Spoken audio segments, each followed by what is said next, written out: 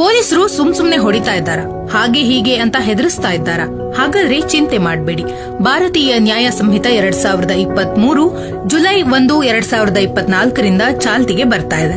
ಇದರ ಪ್ರಕಾರ ವಿನಾಕಾರಣ ಹೊಡೆಯುವ ಅಥವಾ ಬೈಯುವ ಪೊಲೀಸ್ ಅಧಿಕಾರಿಗೆ ಭಾರತೀಯ ನ್ಯಾಯ ಸಂಹಿತೆ 2023ರ ಸೆಕ್ಷನ್ 198ರ ಪ್ರಕಾರ 1 ವರ್ಷ ಜೈಲು ಅಥವಾ ದಂಡ ಅಥವಾ ಎರಡೂ ಶಿಕ್ಷೆಯನ್ನ ನೀಡಲಾಗುತ್ತೆ.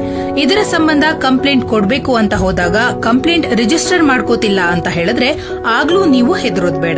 ಭಾರತೀಯ ನಾಗರಿಕ ಸುರಕ್ಷಾ ಸಂಹಿತಾ 2023ರ ಸೆಕ್ಷನ್ 175ರ ಸಬ್ ಸೆಕ್ಷನ್ 3ರ ಅಡಿಯಲ್ಲಿ ನೀವು ನೇರವಾಗಿ ಮ್ಯಾಜಿಸ್ಟ್ರೇಟ್ ಬಳಿ ಹೋಗಿ ಕಂಪ್ಲೇಂಟ್ ಅನ್ನು ರಿಜಿಸ್ಟರ್ ಮಾಡಬಹುದು.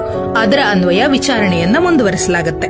ಇನ್ನು ಸುಳ್ಳು ಕೇಸ್ ಹಾಕ್ಬಿಟ್ಟು ಪಾಠ ಕಲಿಸ್ತೀನಿ ಅಂತ ಪೊಲೀಸರೇನಾದ್ರೂ ಹೆದರಿಸ್ತಾ ಇದ್ರೆ ಭಾರತೀಯ ನ್ಯಾಯ ಸಂಹಿತೆ 2023ರ ಸೆಕ್ಷನ್ 201ರ ಅನ್ವಯ ಕಂಪ್ಲೇಂಟ್ ಅನ್ನ ರಿಜಿಸ್ಟರ್ ಮಾಡಬಹುದಾಗಿದ್ದು 3 ವರ್ಷಗಳವರೆಗೆ ಸಜೆಯನ್ನ ನೀಡಬಹುದು.